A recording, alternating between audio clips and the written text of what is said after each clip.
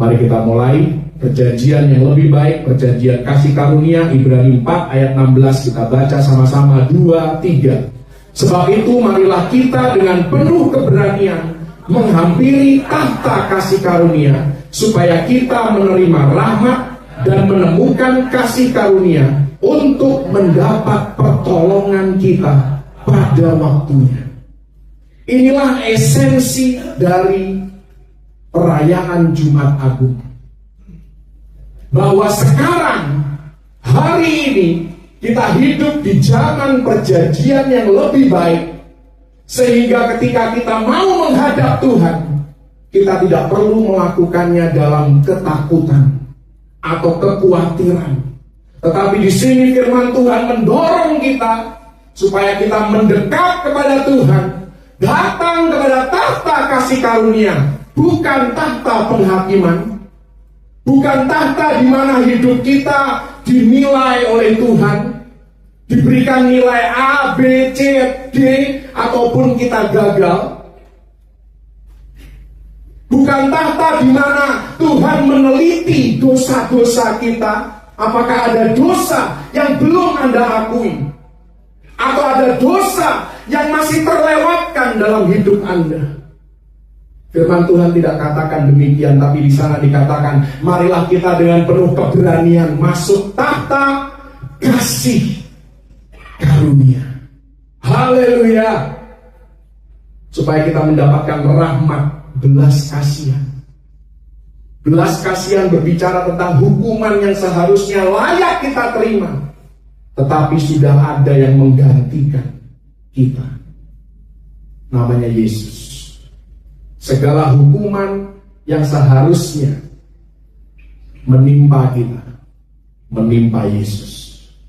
Karena itu ketika kita datang kepada Tuhan, kita tidak perlu lagi takut dihukum, takut dihakimi. Tapi ketika kita datang mendekat, menghampiri tahta kasih karunia, yakinlah bahwa Anda dan saya menerima rahmat dan menemukan kasih karunia, serta mendapat pertolongan tepat pada waktunya. Berapa banyak di sini orang tua yang mau anaknya merasa takut mendekat kepadanya? Ada yang mau? Orang tua yang normal pasti kepingin dekat dengan anak-anaknya dan tidak ingin anak-anaknya merasa takut mendekat kepada dia. Kalau Anda orang tua yang suka mengintimidasi anak, itu Anda tidak normal. Semua orang tua yang baik pasti mau dekat dengan anak-anak.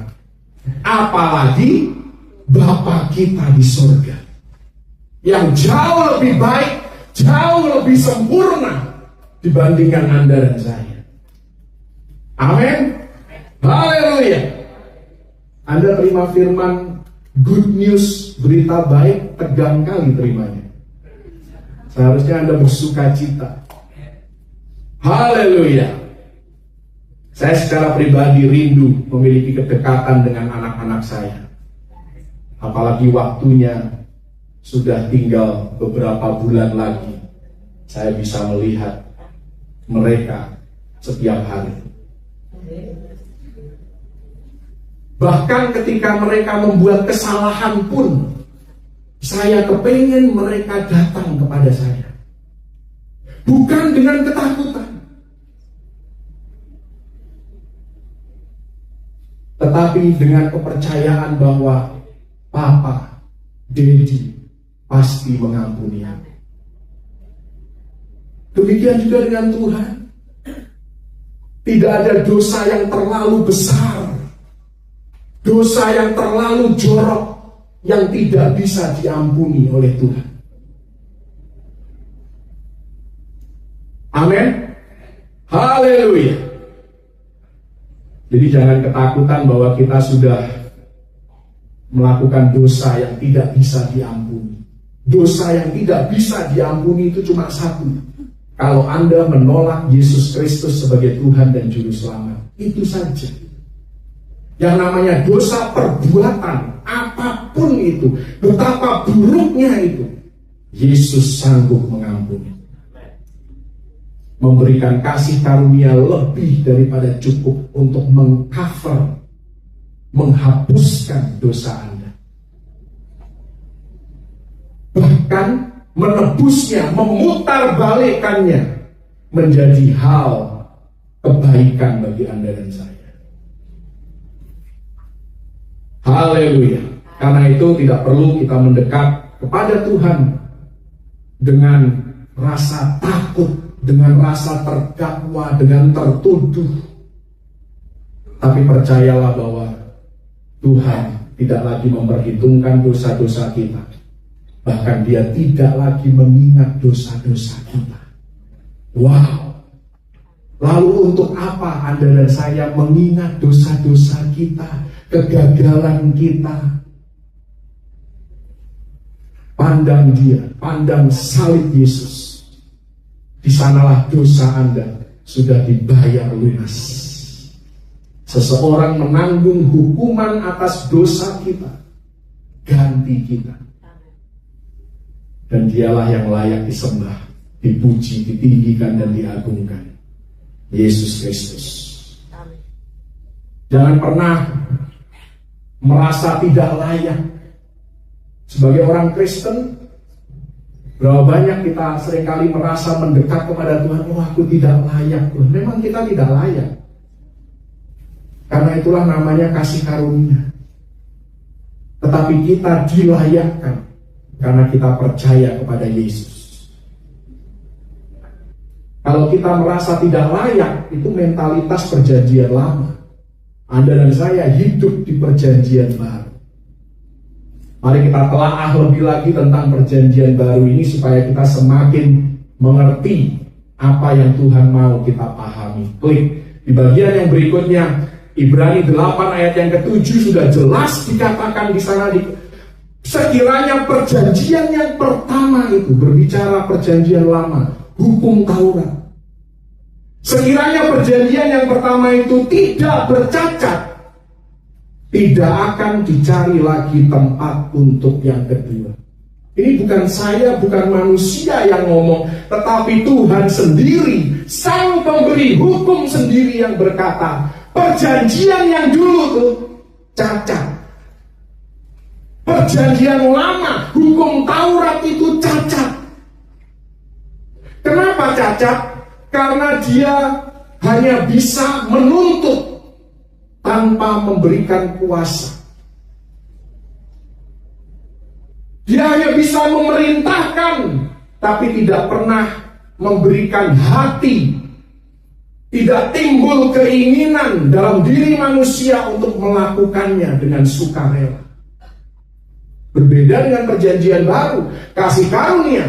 Yesaya 36 ayat 26 dikatakan, aku memberikan kepada mereka hati yang baru. Sekarang kita hidup di perjanjian baru, melakukan hukum-hukumnya Tuhan, bukan untuk mendapatkan perkenanan Tuhan, melainkan karena Tuhan sudah berkenan kepada kita. Bukan untuk diselamatkan, melainkan karena sudah diselamatkan. Maka kita hidup, kita percaya bahwa hukum-hukumnya Tuhan, perintah-perintahnya Tuhan itulah yang terbaik untuk hidupku. Dan kita lakukan tanpa rasa terpaksa. Bukan dengan paksaan, karena kita sudah diberikan hati yang baru oleh Tuhan. Makanya kalau Anda lihat nanti di ayat yang ke-9 dari Ibrani 8, pada akhirnya karena mereka dituntut tanpa pernah diberikan kuasa, dikatakan di sana mereka tidak setia kepada perjanjianku, kata firman Tuhan, dan aku menolak mereka. Manusia kalau menolak kita, biasanya mereka tinggalkan kita. Tuhan menolak bangsa Israel, tetapi Tuhan tidak pernah meninggalkan bangsa Israel. Bahkan Tuhan memberikan sesuatu yang lebih baik. Karena Tuhan tahu masalahnya bukan pada hukum yang Dia berikan. Hukumnya baik, Hukumnya kudus, tapi yang bermasalah dalam manusianya. Jadi aku harus mengubah manusianya dulu, supaya mereka bisa hidup di dalam hukum-hukummu. Itu yang Tuhan lakukan. Jadi Tuhan menolak manusia awalnya, tetapi kemudian memberikan solusi. Kalau manusia kan suka cari-cari kesalahan, tapi nggak ada solusi. Ini salah, itu salah, tapi nggak ada solusinya apa. Lalu apa yang harus dilakukan? Aku nggak tahu. Pokoknya ini salah dan itu salah. Tuhan tidak demikian. Dia katakan perjanjian lama itu cacat. Makanya aku memberikan yang lebih baik. Aku kasih hukum yang lebih baik, perjanjian yang lebih baik. Klik di bagian berikutnya, kita sekilas membaca ini detail rincian dari apa yang Tuhan berikan sebagai ganti perjanjian yang lama. Dari ayat yang ke-8 sampai ayat yang ke-12, di sana dikatakan, sesungguhnya akan datang waktunya, aku akan mengadakan perjanjian baru dengan kaum Israel dan dengan kaum Yehuda. Anda dan saya hidup di masa itu. Bukan seperti perjanjian yang telah kuadakan dengan nenek moyang mereka, sebab mereka tidak setia kepada perjanjianku, dan aku menolak mereka. Tuhan menolak tapi tidak murka. Tuhan menolak tapi tidak meninggalkan mereka. Tuhan kasih solusi. Tuhan kasih jawaban. Tuhan kasih cara yang lebih baik. Maka inilah perjanjian yang kuadakan dengan kaum Israel sesudah waktu itu. Demikianlah firman Tuhan. Aku akan menaruh hukumku dalam akal budi mereka dan menuliskannya dalam hati mereka. Maka aku akan menjadi Allah mereka dan mereka akan menjadi umatku. Dan mereka tidak akan mengajar lagi sesama warganya atau sesama saudaranya, kenallah Tuhan, sebab mereka semua besar aku. Dua kata mengenal ini maknanya berbeda. Kata Ibraninya, kata Yunaninya berbeda. Kata mengenal yang pertama itu artinya seperti di perjanjian lama, orang hanya bisa mengenal Tuhan lewat nabi, lewat imam, lewat kenal. Yang kedua, besar kecil mereka akan mengenal aku, artinya perkenalan melalui akses langsung. Kita tidak perlu lagi perantara, karena kita sudah punya sang mediator namanya Yesus. Kita datang kepada Bapa melalui Yesus, yang juga adalah Allah Tritunggal. Jadi dua kata mengenal ini berbeda. Kita tidak perlu mengaku dosa kepada Tuhan melalui manusia. Kalau mau mengaku dosa, langsung aja kepada Tuhan. Haleluya. Memang sesekali kita perlu rekonsiliasi, berdamai dengan orang lain. Ketika kita membuat kesalahan atau orang lain berbuat salah kepada kita, kita berdamai, kita saling mengakui kesalahan kita. Nanti hal pengakuan dosa berbeda pembahasannya ya. Ayat 12. Kenapa ayat 8 sampai ayat yang ke-11 ini bisa valid? Ayat 8 sampai ayat yang ke-11 tidak akan valid, tidak akan berlaku bagi Anda dan saya kalau tidak ada ayat yang ke-12. Tanpa ayat yang ke-12, Anda dan saya masih hidup di perjanjian yang cacat itu. Anda dan saya perlu untuk takut menghadap kepada Tuhan kalau ayat 12 ini tidak berlaku bagi Anda dan saya. Tapi puji nama Tuhan, karena pengorbanan Yesus di Kalvari, ayat 12 berlaku bagi Anda dan saya. Mari kita baca sama-sama dengan suara yang lantang. Sebab aku akan menaruh belas kasihan terhadap kesalahan mereka, dan tidak lagi mengingat dosa-dosa mereka. Kalau Anda nggak tepuk tangan buat Tuhan, keterlaluan, saudara. Manusia mengingat dosa dan kesalahan Anda, sampai yang sepele, sampai yang terkecil pun, sampai yang Anda sudah lupa Anda buat kesalahan, manusia masih bisa ingat. tapi Tuhan tidak mengingat lagi. Wow! Kalau ini bukan berita Injil, saya tidak tahu apalagi berita Injil. Inilah yang namanya good news. Kabar baik yang kita peringati hari ini. Mudah-mudahan kita semua mengamini ayat ini. Haleluya. Klik, saya harus cepat karena waktu terbatas dan masih panjang perjalanan kita. Jadi kesimpulannya, kita, Anda dan saya memiliki perjanjian yang lebih baik. Perjanjian lama kita tahu isinya jangan ini, jangan itu, jangan begini, jangan begitu. Hukum Taurat menyingkapkan dosa, tetapi tidak pernah merubah hati manusia.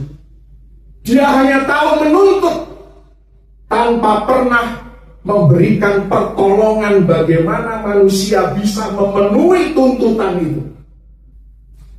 Makanya kalau Anda datang kepada Tuhan dengan penuh aturan, dengan tata cara hukum, Tuhan, aku sudah lakukan ini loh, aku sudah lakukan itu loh, maka engkau harus menerima aku. Ketika Anda datang kepada Tuhan dengan mentalitas seperti itu, seperti seorang muda yang kaya, dia sudah lakukan hukum Taurat dengan sempurna. Yesus katakan, baik, itu baik. Tapi ada satu yang kurang. Jualah semua harta milikmu. Apakah kemudian kalau kita menjual harta milik kita, kita menjadi sempurna di hadapan Tuhan? Mohon maaf kalau Anda melihat percakapan itu Yesus sedang menyindir orang muda yang kaya itu. Sekalipun engkau menjual seluruh hartamu, engkau tidak akan pernah sempurna. Engkau datang lagi kepadaku, Tuhan, aku sudah menjual semua harta milikku. Yesus akan ngomong apa? Masih ada lagi yang kurang. Kalau Anda datang kepada Tuhan dengan mentalitas hukum Taurat, dengan berbagai aturan, membanggakan diri, aku sudah begini, aku sudah begitu, mohon maaf, Tuhan akan berkata kepada Anda, nah, itu semua baik, tapi masih ada yang kurang. Selalu ada yang kurang. Puji Tuhan, Yesus datang untuk menutupi apa yang kurang. Haleluya. Dia mengisi apa yang kurang. Sehingga sekarang ketika kita datang kepada Tuhan, Dia melihat kita seperti melihat Yesus. Wow. Saya tidak katakan bahwa kita Yesus loh. Itu sangat berbeda maknanya. Bapa di surga, ketika kita datang menghadap Dia, Dia melihat kita seperti Dia melihat Yesus. Sempurna, tanpa cacat celah. Kenapa? Karena kita sudah dibasuh oleh darah Yesus. Jadi kita diterima oleh Allah bukan karena perbuatan kita, melainkan karena perbuatan Yesus. Haleluya. Karena itu kita tidak pernah layak untuk berbangga, menyombongkan diri. Sebaliknya kita juga tidak perlu terlalu negatif terhadap hidup kita, terlalu takut, terlalu khawatir.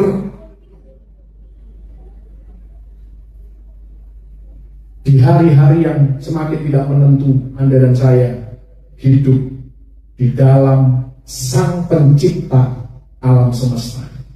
Dia yang mengatur segala sesuatu. Tidak ada satupun yang perlu dikhawatirkan. Amin. Haleluya. Jadi hukum Taurat itu seperti Anda pergi ke dokter, pergi ke rumah sakit, Anda di X-ray, Anda di CT scan, ketahuan nih Anda punya penyakit ini, punya penyakit itu, bagian organ Anda tidak sehat, tapi CT scan maupun X-ray tidak akan pernah bisa menyembuhkan Anda. Itulah hukum Taurat. Dia cuma menunjukkan, ini kamu dosa loh. Ini kamu melakukan hal yang melanggar perintah Tuhan. Tapi hukum Taurat tidak pernah bisa menyembuhkan kebobrokan manusia. Hanya kasih karunia yang bisa memulihkan hidup kita, memulihkan hubungan kita dengan Bapa di surga. Karena perjanjian baru bukan lagi tentang apa yang harus kita lakukan, melainkan menekankan pada kesetiaan Tuhan dan janji perbuatan Tuhan bagi kita. Makanya tadi kalau Anda lihat ayat yang ke-9, ayat yang ke-10, ayat yang ke-11 dari Ibrani 8, nanti kita akan kembali ke sana. Isinya apa? Aku akan. Semuanya Tuhan. Tugas Anda dan saya apa? Percaya, menerima kebenaran itu, dan hidup di dalam pimpinan dan tuntunan Roh Kudus yang pasti menuntun kita pada hal-hal yang baik. Jadi Tuhan di perjanjian baru bukan hanya memberikan perintah, tetapi Dia memberikan hati yang baru, hati yang bisa taat kepada perintah Tuhan itu. Tuhan bukan hanya memberitahukan kepada kita untuk melakukan, ini loh yang benar, ini loh yang harus kita lakukan, tetapi Dia juga memberikan keinginan, kemauan, dan kemampuan untuk kita bisa melakukan apa yang Tuhan mau kita lakukan. Inilah bedanya, kontrasnya antara hukum Taurat dengan kasih karunia. Hukum Taurat Anda hanya dituntut, dan dituntut. Jadi Anda sebagai manusia, Anda sebagai orang tua, jangan hanya tahu menuntut, dan menuntut. Ini keras, makanya Anda diam, merenung, ya kan, aku kayak gitu enggak ya? Kita kadang-kadang sebagai orang tua taunya menuntut. Anak harus begini, anak harus begitu. Anda sudah tolongin belum? Anda sudah biayai belum? Anda sudah doakan belum? Jangan hidup sebagai hukum Taurat.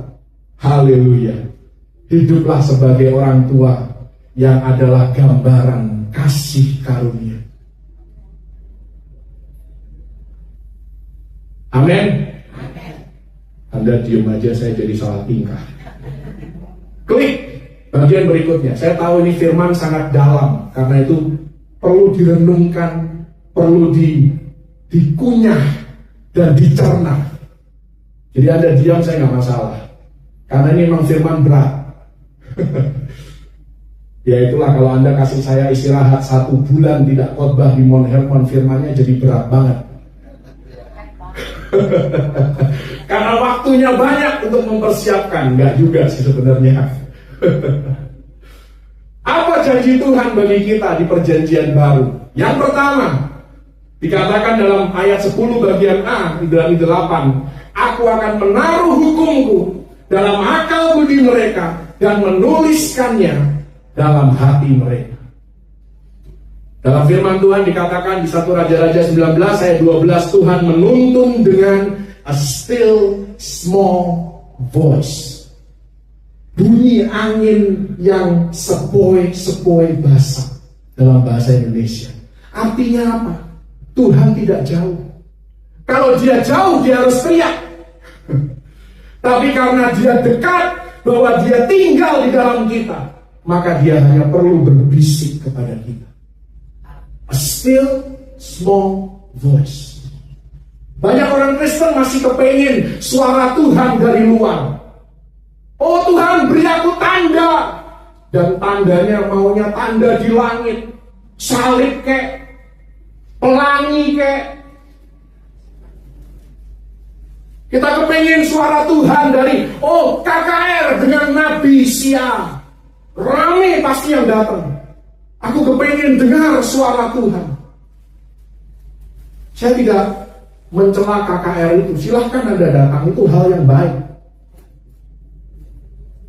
Tapi perjanjian baru punya cara yang jauh lebih superior daripada sekedar Anda mendengar suara Tuhan dari orang lain. Anda bisa mendengar suara Tuhan dari dalam diri Anda sendiri. Wow! Karena Roh Kudus tinggal di dalam kita. Jadi kita tidak perlu iri dengan tokoh-tokoh perjanjian lama yang melihat tanda heran mujizat yang luar biasa. Anda punya sesuatu yang jauh lebih hebat, jauh lebih luar biasa dibandingkan apa yang dialami oleh tokoh-tokoh di perjanjian lama, yaitu Allah tinggal di dalam kita. Di perjanjian lama, Tuhan tidak tinggal di dalam mereka. Roh Kudus keluar, masuk, keluar, masuk. Anda dan saya, tubuh kita adalah bait Roh Kudus. Haleluya. Anda kepengen dengar suara Tuhan? Pertanyaan saya, rajin gak baca Alkitab? Banyak tuh suara Tuhan di sana. Ada 31.000 lebih ayat yang bisa menjadi suara Tuhan bagi Anda sewaktu-waktu.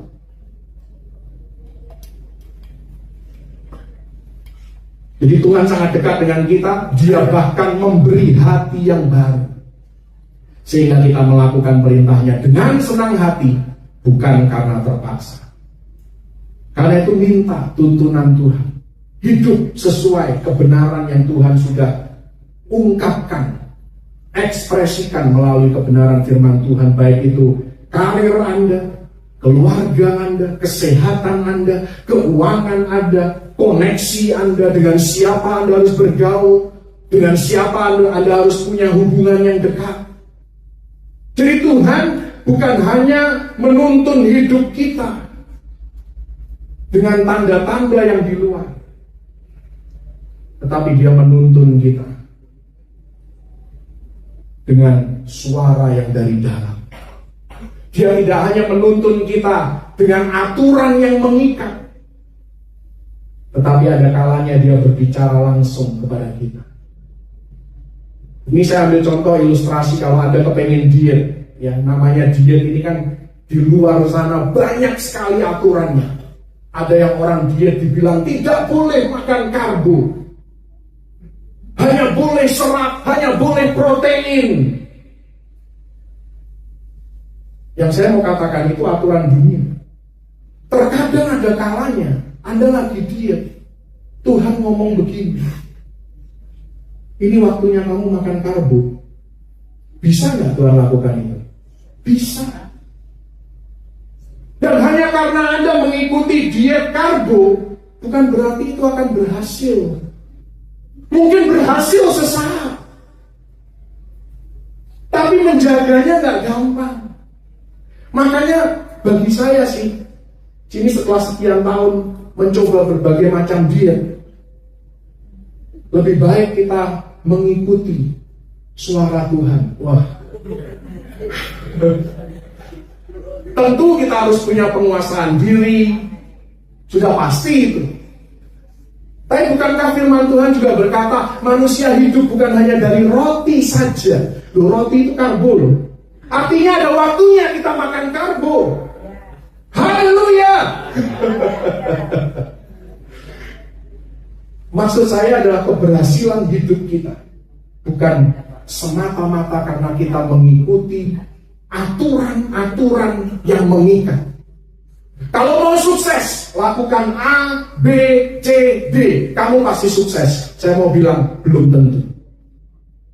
Kadang Anda belum melakukan C dan D, tapi Anda sudah sukses. Kok bisa? Jawabannya, kasih karunia Tuhan. Haleluya. Anda lakukan A, Anda lakukan D, Anda lupa lakukan B dan C, tapi Anda sukses juga. Kok bisa? Karena ada Tuhan. Ada Ada kuasa yang jauh lebih besar dibandingkan sekedar aturan-aturan dunia. Ada gereja yang disiplin sekali, tapi Anda ikut ibadahnya biasa-biasa, kayak nggak ada apa-apa. Saya pernah ngalamin itu, saudara. Gereja berdoa rajin. Setiap 4:30 pagi dia ada doa pagi. Pelayanan teratur. Yang melayani pun diseleksi, latihan. Saya ikut ibadahnya. Ada satu gereja lain, ini kebetulan saya khotbah di gereja itu sore, paginya saya ke gereja lain, saya khotbah di gereja lain. Paginya, ini gereja yang terkenal banyak dicibir oleh orang. Nggak disiplin lah, suka-suka lah ibadahnya, kadang pendetanya juga nggak jelas siapa. Tapi waktu saya ibadah di situ, saudara, saya khotbah di situ, wah, beda banget ya. Antara gereja yang katanya teratur dan disiplin. Saya tidak mengajarkan bahwa ya udah kalau gitu kita suka-suka aja melayani Tuhan. Bukan itu pelajarannya. Maksud saya adalah ada kuasa yang jauh lebih besar daripada sekedar kita mengikuti aturan-aturan tertentu. Dan kita harus fleksibel, kita harus open-minded, pikiran kita terbuka ketika kita berurusan dengan hal-hal rohani. Kesuksesan dari Tuhan seringkali tidak bisa dirumuskan. Kenapa ya? Dia melayani juga enggak, kasih perpuluhan juga enggak, tapi kaya raya. Yaitu kedaulatannya Tuhan. Anda nggak usah ngiri. Kita punya jalurnya masing-masing. Makanya tidak perlu membanding-bandingkan diri dengan orang lain. Fokus kepada perlombaan iman kita sendiri yang ditetapkan bagi kita. Juga bukan berarti terus kita jadi egois, bukan itu juga. Jadi semuanya harus berimbang. Haleluya. Tapi jangan pernah lupakan, ada kuasa yang jauh lebih besar, yang jauh lebih superior dibandingkan sekedar aturan dunia maupun aturan manusia. Kenapa?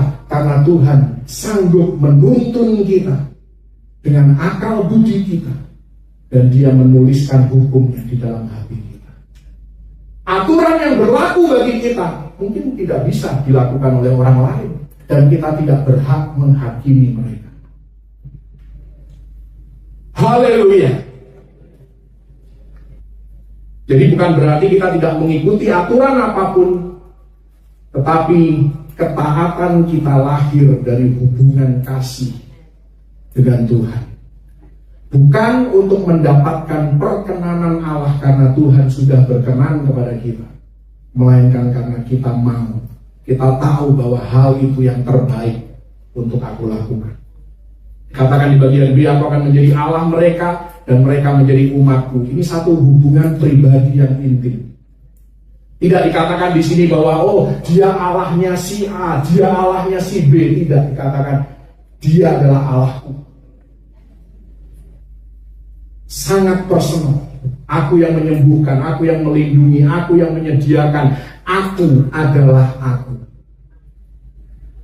Jadi fokusnya pada apa yang Tuhan lakukan. Mereka tidak akan mengajar lagi sesama kenalah Tuhan, sebab mereka semua besar kecil mengenal aku. Tadi saya sudah jelaskan bahwa perjanjian baru kita punya akses langsung, akses pribadi langsung ke tahta kasih karunia. Tidak perlu lewat imam, tidak perlu lewat nabi, tidak perlu lewat pendeta. Anda bisa langsung datang kepada Tuhan. Minta didoakan, itu sah-sah saja, itu hal yang baik. Tapi Anda juga bisa berdoa sendiri untuk diri Anda sendiri. Amin. Klik. Ini bagian yang menjelang terakhir. Jadi dasar dari semua ini adalah sebab aku menaruh belas kasihan terhadap kesalahan mereka dan tidak lagi mengingat dosa-dosa mereka. Tuhan bukan hanya mengampuni dosa kita, Dia melupakan dosa kita. Sejauh timur dari barat, kata Mazmur 103, demikian dijauhkannya daripada kita pelanggaran kita. Jauh ke dalam tubir laut, Dia membuang dosa-dosa kita. Dan Dia taruh di situ papan pelang pemberitahuan, jangan memancing di sini. Ya kan? Kalau sudah ditaruh di tubir laut, jangan dipancing-pancing sudah. Nanti keluar lagi. Berapa yang di sini yang suka mengorek kesalahan orang? Jangan angkat tangan. Kesalahan orang diungkit-ungkit terus sampai dibawa ke kuburan.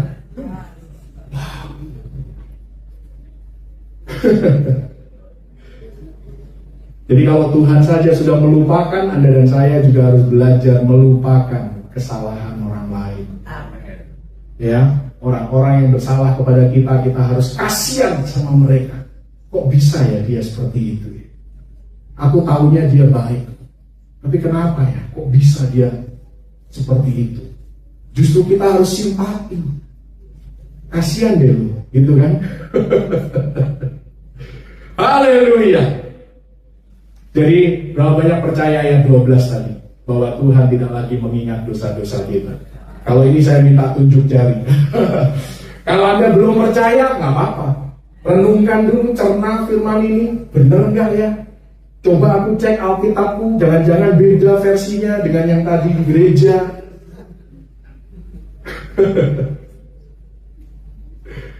Saya akan tutup dengan bagian yang kontroversial. Ini sangat kontroversial. Saya suka firman yang kontroversial. Sangat suka. Yang penting ada dasarnya.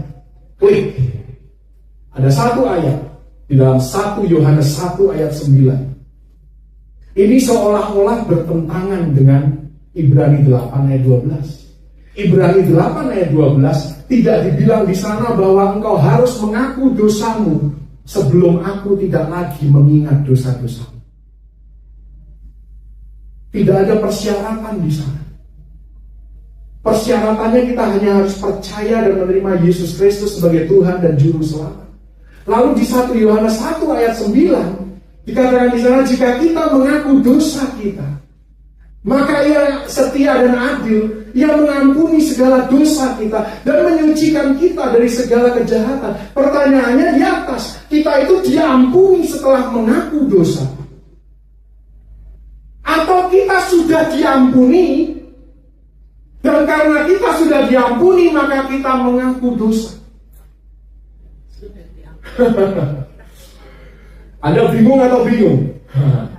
Mari kita lihat konteksnya. Apakah 1 Yohanes 1 ini ditulis bagi orang percaya? Kembali ke ayat yang ketiga. Di ayat yang ketiga dikatakan di sana, apa yang telah kami lihat. Kami itu siapa? Yohanes dan timnya. Orang percaya bukan? Orang percaya. Dan yang telah kami dengar, masih Yohanes yang ngomong, kami beritakan kepada kamu. Nah ini beda loh. Kami dan kamu. Kamu itu siapa? Dijelaskan di sini. Kamu itu adalah supaya kamu pun beroleh persekutuan dengan kami. Artinya apa? Kamu itu orang luar. Kamu itu bukan orang percaya. Apa yang kami dengar, apa yang kami lihat, apa yang kami pegang, kami beritakan kepada kamu supaya kamu bisa masuk ke kami. Dan persekutuan kami adalah persekutuan dengan Bapa dan dengan anaknya Yesus Kristus. Artinya, kalau begitu, kamu itu tidak ada dalam persekutuan dengan Yesus Kristus. Benar?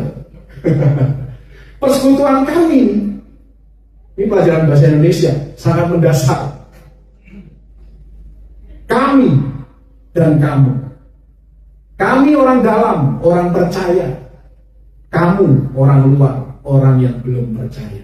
Kepada kamulah ayat 9 berlaku. Jika kita mengaku dosa, maka Tuhan setia dan adil. Ayat ini diperuntukkan, dan dosa di sini bukanlah dosa perbuatan, tetapi kata dosa di sini adalah dosa asal, yang berasal dari Adam, karena Adam berdosa, Anda dan saya manusia berdosa. Dosa ini bukan dosa sehari-hari, kita mencuri, berbohong, ya, itu bukan dosa yang dimaksudkan di sini. Ini dosa asal.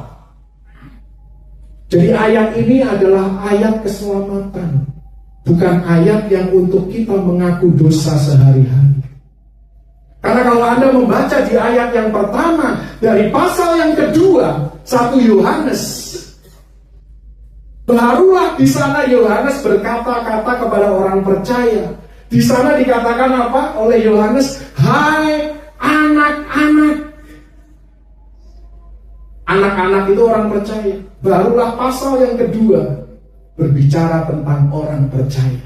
Dan apa yang dikatakan oleh tentang orang percaya di ayat yang ke-12 dari 1 Yohanes 2, aku menulis kepada kamu, hai anak-anak, ini bagi orang percaya nih, sebab dosamu telah diampuni oleh karena namanya, bukan karena kamu mengaku dosa maka dosamu diampuni. Karena kamu percaya, kamu menaruh imanmu kepada Yesus Kristus, maka dosamu diampuni. Dulu, sekarang, dan selama-lamanya.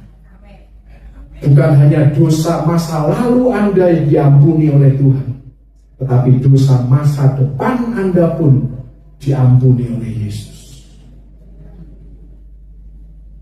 Karena tidak ada seorang pun di sini yang sudah hidup ketika Yesus tergantung di atas kayu salib, kan? Ada yang hidup 2000 tahun yang lalu? Sudah ada melihat Yesus disalib di Bukit Golgota? Nggak ada. Artinya semua dosa kita adalah dosa masa depan. Lalu kenapa kita tidak percaya bahwa Tuhan sanggup mengampuni dosa-dosa masa depan kita? Nanti Anda cerna ayat ini ya. Ini berat, saya tahu. Ya. Jadi pertanyaannya sekarang, apakah masih perlu mengaku dosa di perjanjian baru? Silahkan, tidak ada salahnya dengan pengakuan dosa, tapi lakukanlah dengan kepercayaan bahwa dosa kita sudah diampuni oleh Tuhan. Haleluya. Bukan kita mengaku supaya diampuni, tapi kita mengaku karena sudah diampuni. Kata mengaku itu kan kita sepakat sama Tuhan bahwa apa yang kita lakukan itu salah. Karena itu aku bersyukur untuk pengorbananmu Tuhan yang menebus dosa-dosa. Haleluya. Inilah kuasa Jumat Agung, pengorbanan Kristus yang seringkali kita tidak sadari. Saya masih punya satu slide lagi, tapi panjang, ditampilkan saja supaya bisa selesai.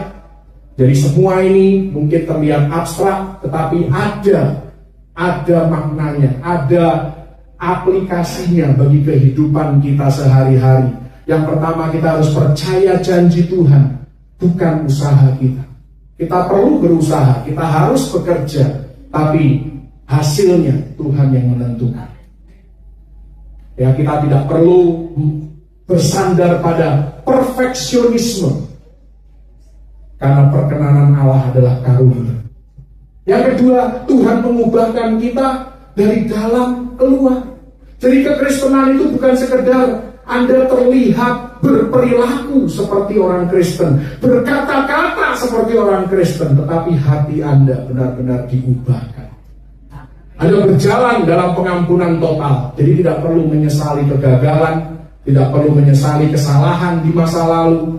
Kita juga harus berempati terhadap sesama, mengampuni seperti kita diampuni. Hidup percaya diri karena kita dikasihi dan dikenal oleh Allah, dan kita tidak pernah sendirian di dalam menjalani hidup ini. Dunia boleh tidak baik-baik saja, tetapi kerajaan surga selalu dalam keadaan baik-baik saja. Haleluya! Karena itu tidak perlu takut, tidak perlu khawatir apa yang Trump lakukan, apa yang China lakukan. Bodoh amat. Aku terkoneksi dengan kerajaan surga. Haleluya!